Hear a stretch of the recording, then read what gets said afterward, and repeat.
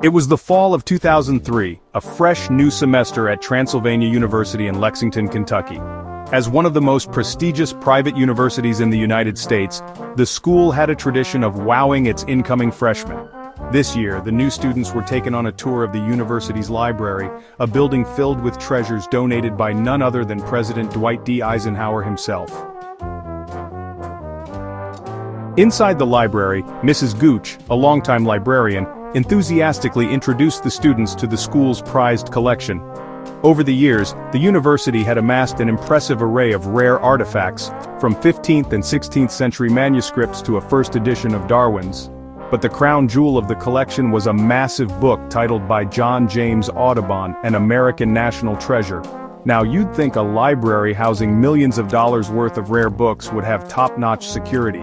Lasers, guards, maybe even a vault, right? Nope. The library was open to students during the day, and these priceless treasures were casually displayed in glass cases. The only thing standing between the books and the outside world, Mrs. Gooch, that's it. Despite this glaring lack of security, the library had never had any issues. That is, until a freshman named Spencer Reinhardt visited the treasure room during orientation. As he admired the collection, he casually muttered under his breath, "Man, this stuff is just begging to be stolen."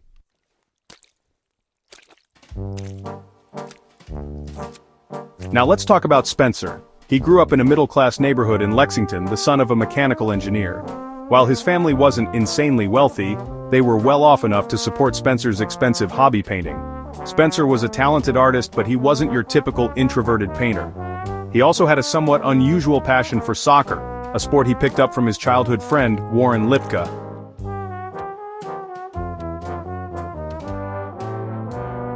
Warren, Spencer's best friend and neighbor since they were 8, came from an athletic family. His dad was a professional soccer coach, and Warren inherited his father's love for sports. Known for his boisterous personality, Warren was the kind of guy who'd bear hug teachers in the middle of class. Let's just say academics weren't his strong suit, so he leaned into sports, eventually joining his high school's soccer team with plans to go pro. Despite their differences, one being an artsy kid and the other a jock, Spencer and Warren were inseparable. Neither of them cared much for school, and both came from families that could afford to let them coast through life. They were the kind of kids who had too much free time and too little purpose. And as it turns out, that's a dangerous combination.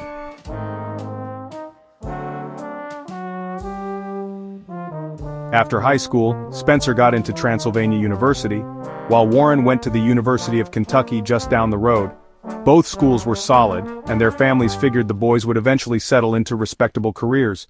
But Warren and Spencer weren't interested in respectable. They were bored. Life felt too predictable. They craved something bigger, something exciting. Around this time, Warren's life took a turn for the worse. His father's gambling and infidelity led to his parents' divorce, and Warren's once comfortable lifestyle came crashing down. To make ends meet, he started a side hustle making fake IDs with a friend. When he wasn't working, he spent his time getting high with Spencer, the two of them brainstorming ways to escape their mundane lives. One day, during one of their weed-fueled conversations, Spencer brought up the library's treasure room. He told Warren about the rare books specifically. He joked about how poorly protected the collection was, saying, "It's just sitting there, waiting to be stolen." Warren, high and half-joking, replied, "Well, why don't we steal it?" At first, Spencer laughed it off, but Warren couldn't let it go. A few days later he brought it up again, this time more seriously. "Think about it," he said. "If we pull this off, we'll never have to work a day in our lives." Spencer, who was as bored as he was impressionable, started to think maybe, just maybe, it wasn't such a crazy idea after all.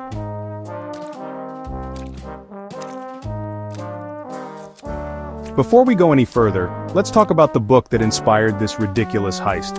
Is a massive illustrated book by John James Audubon, an artist and naturalist who lived in the 1800s. Back then, photography wasn't really a thing, so people relied on artists like Audubon to document the natural world. His illustrations were so detailed and lifelike that they're considered masterpieces. The book contains over 400 full-size illustrations of North American birds, each one drawn to scale. Because of its enormous size, each page is as big as a door. The book was incredibly difficult to produce. Only a few hundred copies were ever made, and today, it's considered one of the most valuable books in the world. In 2000, a copy of sold at auction for £5.7 million, about $9 million. By the time Spencer was in college, the estimated value of the library's copy was a whopping $12 million. When Warren heard this, his eyes practically turned into dollar signs. $12 million, he said, we have to do this. With the decision made, Warren and Spencer faced their first challenge. How the hell do you steal a $12 million book? Neither of them had any experience with crime.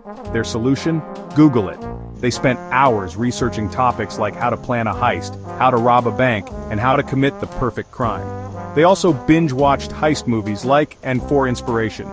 Once they had a rough plan, Warren realized they'd need a way to sell the book after stealing it. Fortunately, he had some shady connections from his fake ID business. He reached out to a local gangster named Dylan Carter and invited him to dinner. Over a plate of wings, Warren explained his dilemma. I've got some rare books I need to move. Carter, who was more of a petty thief than a criminal mastermind, was dumbfounded. Bro, I don't even steal candy bars, he said. What makes you think I know how to sell rare books? Undeterred, Warren offered him $500 to make a few calls. A week later, Carter came back with a lead. A contact in Amsterdam who specialized in selling stolen art. Warren immediately emailed the guy, posing as a serious collector. The Dutch dealer told him that stolen art typically sells for 30 to 40% of its appraised value. For Warren, this was all he needed to hear. 30% of $12 million was still more money than he could wrap his head around. Realizing they couldn't pull this off alone, Spencer and Warren recruited two more accomplices, Eric Borsuk, a business major with a knack for logistics, and Chaz Allen, a rich kid who loved fast cars. Together, the four of them formed what they believed was the perfect heist team. Their first step was to scout the library. Posing as students, they visited the treasure room multiple times, asking Mrs. Gooch questions about the collection. She was more than happy to share her knowledge, completely oblivious to their true intentions. With their intel in hand, they started rehearsing the heist in a rented basement. They practiced everything, subduing Mrs. Gooch, breaking the glass case, and carrying the massive book out of the library. But their rehearsals were a disaster. Warren couldn't stop shaking while pretending to hold a gun. Spencer struggled to lift the heavy dummy book they used for practice, and Chaz, during a practice getaway, accidentally crashed his car into the basement wall. Despite these setbacks, they convinced themselves they were ready. On December 17, 2004, they put their plan into action.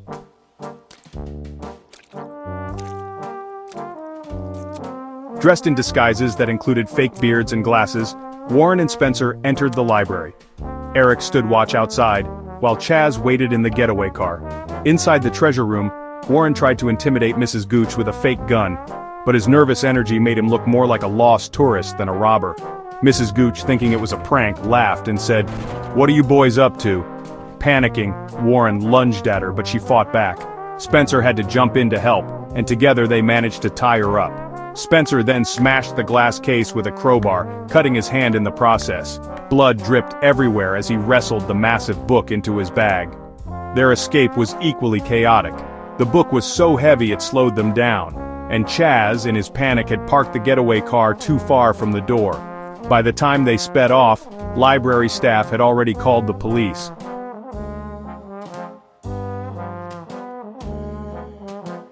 The heist was a complete failure. They left behind fingerprints, blood, and were caught on multiple security cameras. Within days, all four were arrested. In court, their bumbling incompetence made them a laughingstock. The media dubbed it the dumbest heist in history. Each of them received prison sentences ranging from 5 to 7 years. While in prison, they reflected on their actions. Spencer returned to painting, using his art to support charities. Warren wrote essays about their experience. Today they've all moved on, but their story lives on as a cautionary tale.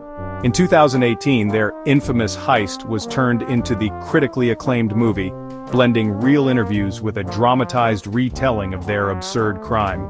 It's a story of ambition, stupidity, and the desperate search for meaning in a world that often feels too ordinary. Crime doesn't pay, folks, but it sure makes for a hell of a story.